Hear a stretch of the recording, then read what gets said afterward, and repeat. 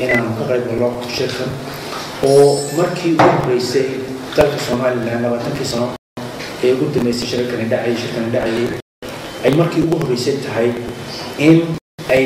dawladda Soomaaliland lagu xasuumo si rasmi ah oo maqaam sare lagu xasuumo oo aan ka mid noqonayno todoba dal oo Afrika wasiirada macdinta khayraadka macdinta oo loogu talagalay inay ka hadlaan shirka aynu ka mid noqonayno todoba dal ee Afrika wasiirada ka hadlayaan aynu ka mid noqono farxadna tahay marka shirka wala soo gashay aan shir laba dal waxa weeye process baajar aan ku kufno sharaa'id mustaqbalka wax ka qaban marka insha Allah aan jecelahay inaanu sharaa'id badan ayaa dalkan ka soo qeybgalay shirka ka soo qeybgalaya kuwan inaan beed kala xulano oo kuwan mustaqbalka wax ka taraan wax soo saarkiisa inaan baransadee beed ma weerarno qadar shirkii laba qanaas macadinta ku saabsan ka dhacay magaalada Cape Town shirkaas waa shir caadi shirkii laba qanaad sanawi وانا شركة هو الدنيا ده كدعاء كسبسم معلوم عليها. سمعت كيه كيس على تونا وسلا كيف تكدعاء وحسوا قريب قريب سدد كنا قف اللوان كل يشم بقول الشركة النووية ما بين أو كذا يقول الشركات يلعب بقول دلنا وده مثليا ويكتشر الشركات سمعت قريب سمعت كمان هو لو كوني أفريقيا وحلا في عشر كاسين مدتي كسبب بلياشي هراء كسبته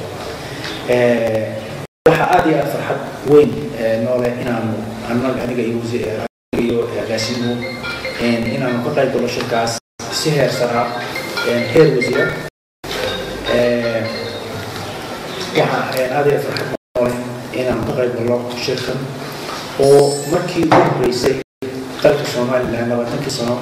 ee ugu dambeysay shirkan dhacay ay markii ugu horeysay tahay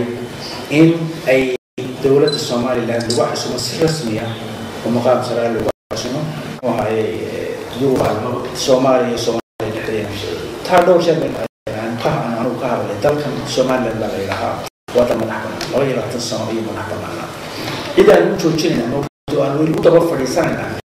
masiirkayga ma jiro وحوي كان وضل مدح بنان وضل خيرات كيس يسوق فراق وهي قاعدة وهي دولة يشيء يملتري حدوديه السوري كنترول تريتري ودقي هي وهاي كويسة ما كان وحي لقى قبل دوله خبو أما دل كلا كتبه أنا مسألة جاي يقول ده من الشقين جري مو في سدتنات كم حي شو هو هاي ده مفر لي إنه مرة أنا بهم مسؤولين لا أنت ما أنا مبتدئ وحاول فخر انك تقول لي ماما انه حمدون لما كان خيرات الدرجه اللي كنت شغال هنا انا منطق قصه صوصه هو